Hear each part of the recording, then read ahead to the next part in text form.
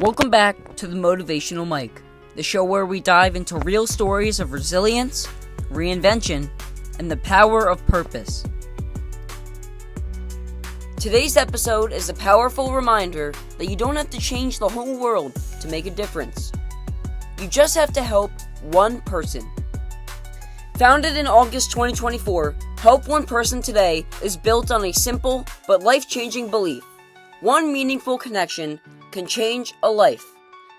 Through one-on-one mentorship, family support, and uplifting events, you're walking alongside children facing cancer and serious illness, bringing hope, strength, and the joy when it's needed most. Let's dive into what happens when compassion turns into action. Please welcome Zach to the show. Hey Zach, how are you?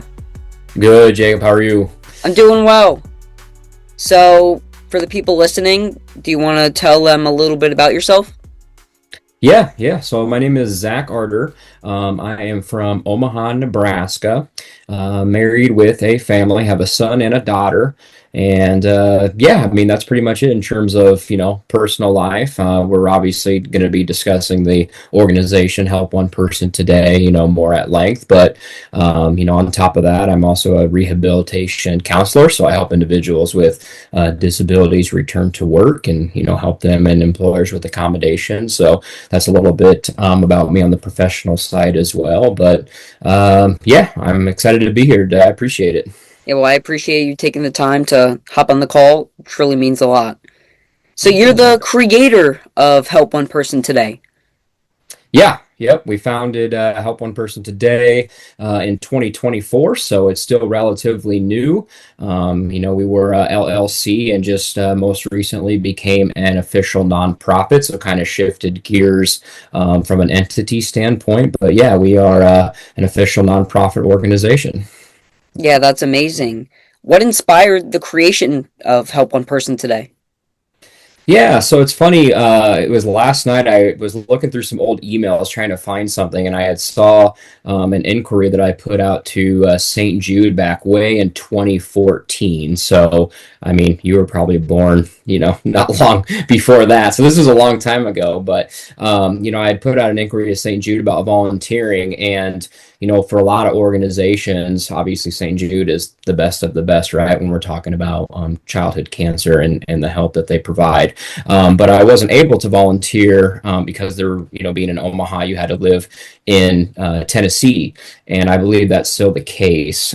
So that just gives you a little background on like how long this has been on my mind. I've always loved to mentor youth in general, but individuals that are experiencing, cancer and going through a lot, obviously like yourself, has always been something that's been on my mind. And up until 2 years ago, when I started with Nebraska Medicine, was really when volunteering on the pediatric oncology unit was really when I was like, okay, I know that there's something here, along with my research and kind of really finding out that we're not duplicating services if we create something.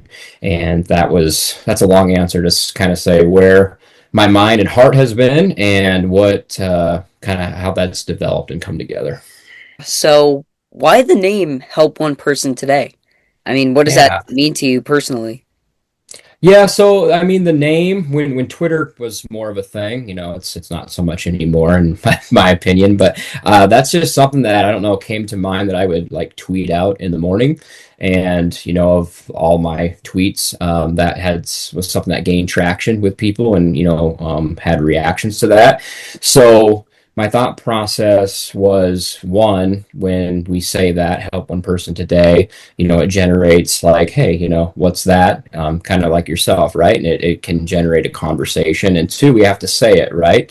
So when we say help one person today, maybe that will spark somebody to do that. And obviously, as it relates to, the childhood cancer, we want to help one child or one family, each day where we can. But to me personally, it's something as simple as holding the door open longer for people, giving somebody a positive note, It could be anything. I think we tend to complicate and overthink things sometimes, and it could be something very simple. And to me, it just creates a domino effect when we do that. Your whole thing is about mentoring kids one on one when they get diagnosed with such a illness. For me, at least, when I went through cancer, it was tough on my brain, especially. Everyone thinks of the physical aspect of it, yeah, where you see everyone's anemic and physically weak, but that mental piece is really, it deteriorates because you're isolated and you're alone. So, how does that one-on-one mentoring that you guys provide change a child's experience when they're going through an illness? Yeah, I mean that's one question I'll throw back at you when I guess when I answer that because you have lived this, right? But from my perspective and what I've seen is you're exactly right. There's so much out there in terms of, the medical care and finding cures from a medical standpoint, which obviously is very much needed, but that's just way out of my scope. I'm a counselor at heart. So for me, it's seeing how people feel better, right? When somebody cares about them, especially when we're talking about a one-to-one relationship that's more oftentimes long-term.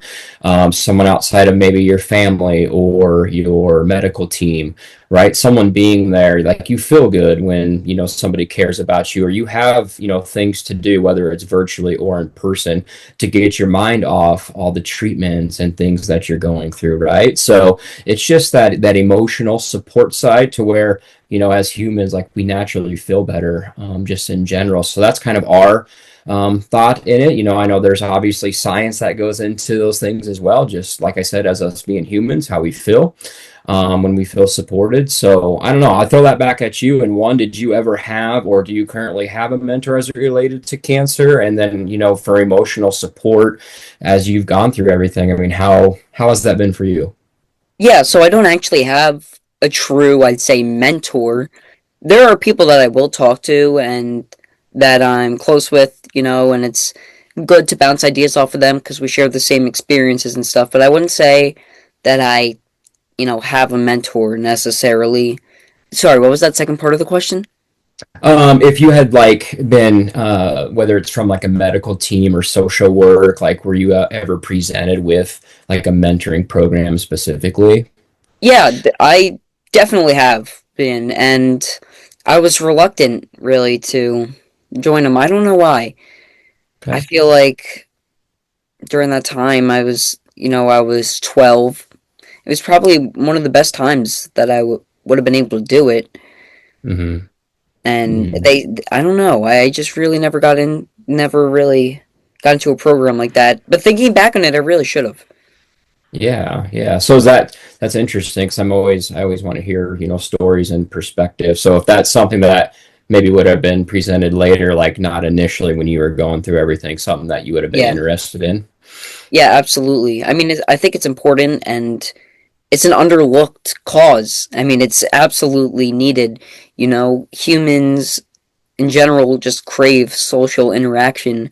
And when you go through something like cancer or an illness, just in general, you lose that social attachment piece. So, having a mentor, having people to lift you up, carry you through it, know that what you're going through, it's very important.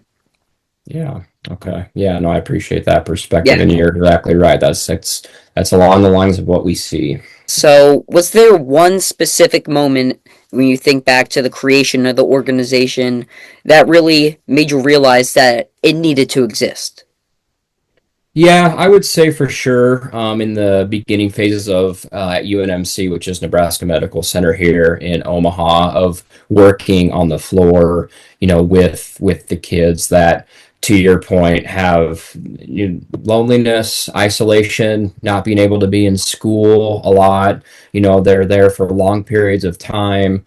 And then speaking to Mentor National and, doing the research really made me think, okay, this is the time to, put something together, and it had been on my heart, like I said, and I think that was the moment where it just kind of all came together. Yeah. Can you share a story that captures really what the heart of the mission is? Oh gosh. I know it's a loaded question, but I feel like there's so many wholesome relationships and stories that come out of these types of organizations, and I mean maybe it doesn't have to be a specific one, but just Yeah. you know, Yeah, I would say a couple things come to mind of recent was the Heart to Heart holiday campaign that we have where we help families, that have a child, diagnosed with cancer or serious illness, where we, help them and their entire family with delivering Christmas gifts, buying them and delivering them, and then just seeing what, that does for, the caregivers and then also obviously the siblings and the child themselves. So, something like that would be literally at the heart of our mission and just seeing, and the volunteers, right? Like this is not, I think this is overlooked as well, and that it's not just like a one way street. Like this has helped me more than it probably even has helped kids, right? Like we get a lot out of this too, the way that we feel and the way that we see the world. So, I would say that's the biggest thing at the heart of our mission. And then just having like recently we had a caregiver reach out and say, hey, when we did a card bomb for somebody and had gifts and things sent to them, the mom was like, I was a little bit reluctant because sometimes when we have these things, nobody responds, and it's just a huge letdown as a mother, right? Which is incredibly sad, but it was a huge success. And she just said she was in tears, and she really enjoyed, seeing her child happy, and she was happy. So those are just a few examples of recent that come to mind. man, those are when you think back. I mean, you just have to feel so good about what you guys are doing. Yeah, I mean, to me, like I said, this is my night and weekend type job, but it's so fun and inspiring to Yeah, me that it's not really work. So you're right on there. yeah, and from a personal standpoint, I mean, you're fulfilling. I mean, the most probably true thing that you can do in life is fulfill your purpose and make like feel that you belong. And I feel like you've definitely done that with this foundation. Yeah, which you're on track with what you're doing now, right? With the Yeah, podcast. similar thing. Yeah, exactly. Yeah, Yeah, I perfect. appreciate that. Yeah. So you mentioned that obviously the kids need help, but also their families. I mean, they're also struggling through it. So how do you also provide help for the families? The biggest thing is probably, events, whether they're virtual or in person, in Omaha, where we're at physically. We have one this Sunday where we are inviting the entire family. Obviously some kids can make it, some cannot for certain reasons. But we're having a huge venue for kids to come in where we're going to have game stations, prizes, contests, a lot of things lined up for families just to come and have fun, right? Get a break from the day to day of, as what life can look like in and out of a hospital. Everyone's tired. It's just draining on everybody, right? So we want to have uplifting events for the entire family. And then, the holiday campaign would be another one. But there's also a component which we haven't had too much yet to where we want the siblings to be involved in mentoring where possible, because also interested to hear your perspective on this if you have siblings. Sometimes that the focus is so much, which it should be, right, on the child that's Oh, going through a absolutely. lot, to Yeah, where the thousand. siblings could be to the side a little bit, right? So we want to include them as much as possible and make sure that they're not forgotten too. So I don't know what are your thoughts on that from your experience? I could not agree more with you. You know, when you have a kid that's facing life or death, obviously that's the main focus to try and save them. Yeah, And then you have siblings as well that one day, everything's normal and you're equal, and then the next, the attention fully shifts. And yeah, that could be hard on the sibling too. You know, I have a sister myself. It was tough for her. I mean, she understood the situation and the depth of the illness and that I needed support all the time, but I can only imagine how she felt. She probably also felt lonely, like my mom was supporting me more than she was supporting her, and that yeah, she wasn't home to make dinner, and that she wasn't home to, you know, help her with homework. Like there were always babysitters. There were always people there put in place to watch my sister. Yeah. So yeah, Yeah. no, it's a huge part that people really don't understand. Yeah, yeah, I have noticed that too, and I'm glad you shared your perspective. What do you think about, mentorship being available to someone like your sister during that time as well? Do you think that would? Yeah, I don't necessarily think that a mentor would be the right word, but I think a support group. You know, other kids, other siblings that are also going through it. Yeah, how do Yeah. you would you ever think about that? Yeah, no, that's something we need to explore. We don't have anything like that set up yet, because obviously it's still pretty small at this juncture. But Yeah. that's something definitely to note of, through our partners and things like that, of exploring ways we can connect, siblings with support groups. I totally agree. It's a great idea. And the organization, when exactly did you start it in 24? Was that in the summer or the beginning? Yeah, it was in the summer. Officially, I want to say July is when it was on paper. We were doing Yeah. things prior to that, of course, but we needed to get an entity in place just for a lot of reasons. So, So it's only been official for a year and a half. So there's so much that you guys can do. There's so much more coming your way. yeah. And I only see this growing so much because it's needed so much. This Mhm. support for the children and the families. And it's Yeah. right now it's not there. Yeah. I appreciate you saying that because it just gives us kind of more motivation to press Yeah, forward. So. exactly. Yeah. So, I mean, what do you think that families often need when going through treatment that people might not realize? Again, we're so much on the like support side in terms of, emotional support and just like checking in.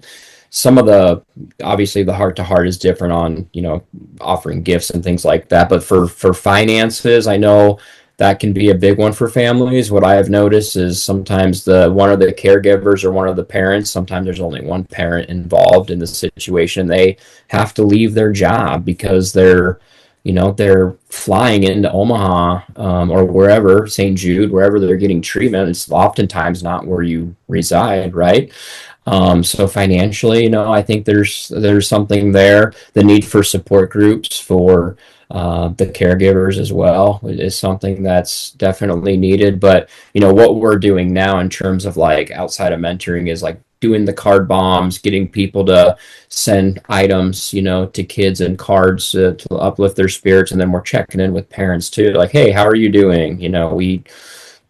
Probably not good. We know you're going through a lot, but just having someone there that they know that cares is goes above, the finance piece sometimes. Yeah. Since starting this organization, have you found yourself more at ease because of how you know that you're helping others? Yeah, I would say, oh, that's a really good question. Yeah, I have because I had put things off for a while. Like sometimes the hardest part is getting started with anything. And I feel like stressed sometimes with what goes in, to all the logistics of things, but I am more at ease that we're somewhat settled in and that we know that we are hopefully making a difference. You know, in today's society and the world today, everything can feel so overwhelming for everyone. How can everyday people make a difference? Just in society in general.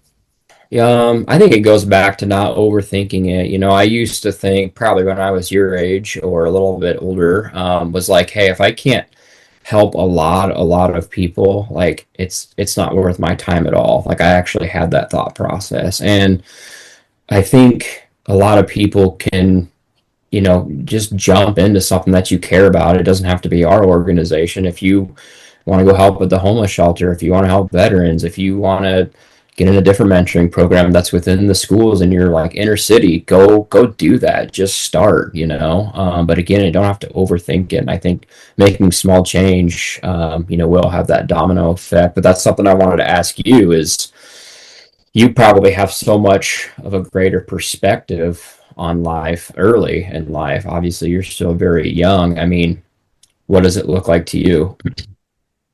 I think as long as I'm able to get my message out there, when I first started my podcast, I had zero followers. I mean, no one was listening, but I just wanted to be able to get my voice out there, get my thoughts out there, get my perspective out there because, and I'm not trying to sound cocky or anything, but going through cancer, I mean, it aged me a lot. I was told today by my gym teacher, who I actually hope to have on the podcast soon enough, that I probably have the brain and wisdom of a 75-year-old. I think so. Maybe Yeah, not in the terms of everyday life, but in the lessons and the wisdom aspect of it, like what life yeah, is truly about. yeah. Yeah, I agree with that 100%. That's why when you had reached out initially, I'm thinking, reading your story and was blown away. Obviously, I'm thinking like we don't have a podcast right now, but I'm thinking I should be interviewing you more than you should be interviewing us because you do have that experience and wisdom and are, using it to help other people, instead of like, poor me, or I've been through this. I just want to lay around and people should be Yeah. serving me. It's like, no, you're serving others instead. I really appreciate that. And there was a part of me, during treatment, after treatment, I mean, I was a weak 11, 12, 13-year-old kid, even 14, 15. I mean, I was struggling. I really was. I did have those thoughts, like people should be catering to me and that, I'm less than other people because of my leg. But no, that really has nothing to do with it. That's what I've learned. And anyone can make a difference. Every day that you're here on this earth is a blessing, and you can always make a difference. Yeah, absolutely. It's impressive. Yeah, that at your age, because I don't think I would be doing what you're doing, have gone through that. So kudos to you. Thank you. Yeah. Uh, well, what would you say to someone now that this kind of leads into the next question? You said a lot about if I'm not going to help a lot of people, it's not worth it at all. What would you say to someone who feels like they don't have necessarily too much to give? We all do. One thing I've kind of threw out there before is like we all can give our time. Even if we can't give our money, we can all give our time, right? So, um, we're all blessed just to be here. Like it's to be born is such the odds against it are astronomical, right? So realize that and just know that you are here for a reason and give yourself perspective. Jump in, like I said, jump into something or that you care about. We all care about something, at our core, right? So it's for people to say they don't maybe have a purpose or they're trying to find their way. Like there is something, in you that you care about. So I would say just act on it and take small steps and give yourself persistent perspective because I think we all need that as we move along in our days and know that we probably have it pretty good. Everyone's different, everyone thinks different, but we're also all the same. We all have something to give, we all have something to share, and why would you be put on this earth if not? You know? Exactly, it's 100% right. 100%. So obviously, through what you do, you see all the raw, uncut emotions of children, of families, the good, the bad. What is this work, or I don't want to say work, what is this passion for you taught you about connection and humanity? Oh gosh, I'd say, that there are a lot of good we like you said before, we people maybe see the world or you watch the news and you see all this stuff and you just think it's a horrible, terrible place. Everyone's horrible. It's not the case. The small connections can lead to big things. And I think there are a lot of good people out there. You just have to put yourself out there and find them. And, like you had reached out to us, like we are attracting, a great person, through what we're doing, right? Otherwise, this wouldn't have happened. And maybe one person might hear this and it'll lead to helping them or a family, right? And that's That's what we want to do. So I think that's the biggest thing. And with humanity, it kind of ties into that the same way as well. Like it's like you said, we're all humans. We all are different, but in a lot of ways the same. I love that quote, you know, because in a world that feels so divided with wars, with political conflicts, there's a lot of hate, Yeah, and we need to come together now more than ever.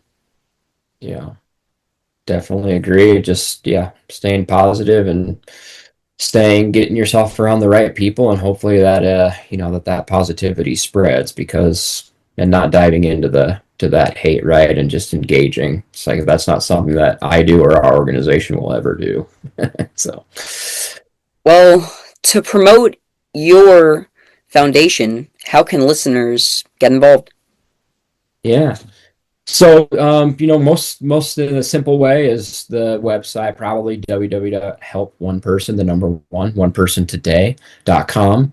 There's information on there. We try to keep it relatively simple for visitors to navigate. And there's a page where contact us page where you can fill out a form there with any inquiry, whether there's a family member or you have a child or you want to volunteer, get involved, whatever the case is, you can fill that out, or the email address is on there as well. Or we have a lot of content on our Instagram, at Help One Person Today, and then have LinkedIn, Twitter, and Facebook, new Facebook page as well. So obviously a lot of ways. We'll respond within 24 hours to anybody that reaches out that wants to get involved. So I just know that as time goes on, this foundation is just going to continue to grow and multiply.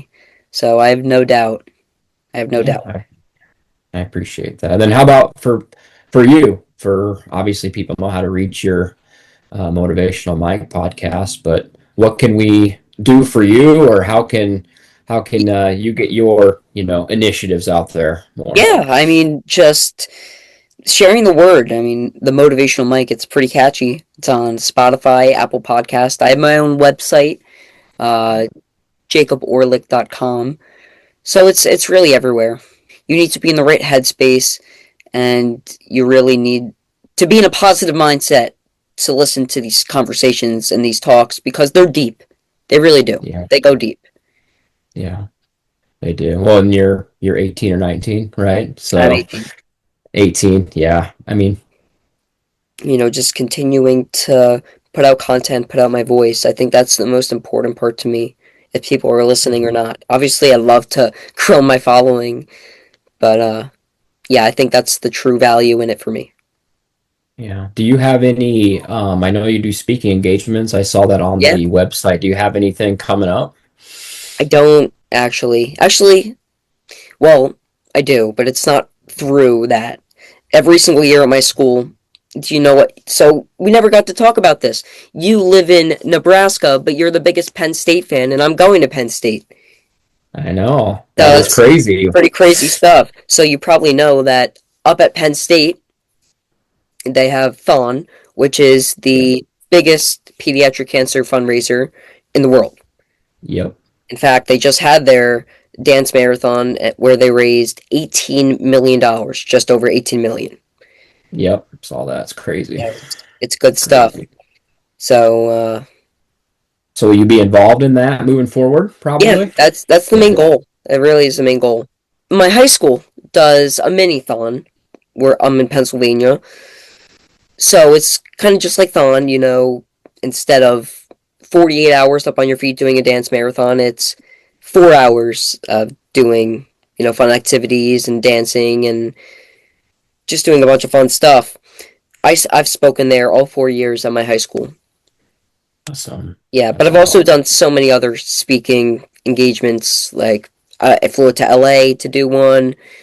There's a lot of things that I've been up in Boston for Team Impact. Yep.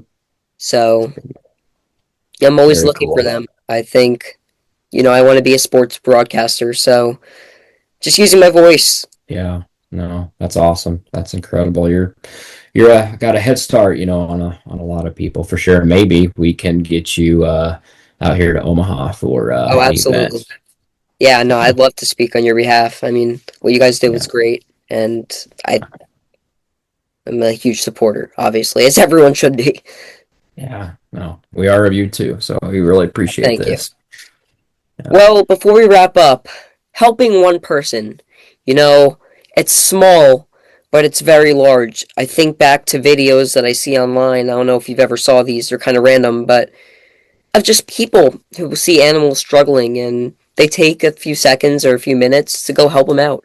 Maybe like I don't know, maybe an animal's like hurt and they go take them to the vet and they get better and they release it back into the wild. Like, have you ever seen any of those videos?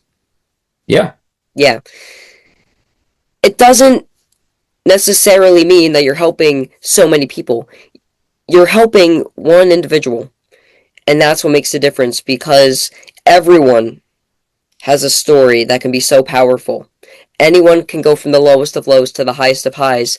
And just by helping one person, you can be a part of their journey from going to the lowest of lows to the lowest or to the highest of highs. So, what does mhm. helping one person look like in daily life outside of your organization? I kind of Um, shared my perspective, but yeah, I mean, that's a great analogy. It's pretty much like you said. I mean, outside of the organization, it's just go decide that day, which we say today because every day is a new day, right? So it means every day essentially, but like decide that you are going to do essentially what you said with for a person, help somebody when they're down, send them a message. Obviously, my main focus is to strangers. Family and friends are important, right? Letting people know you believe in them, things like that, coworkers.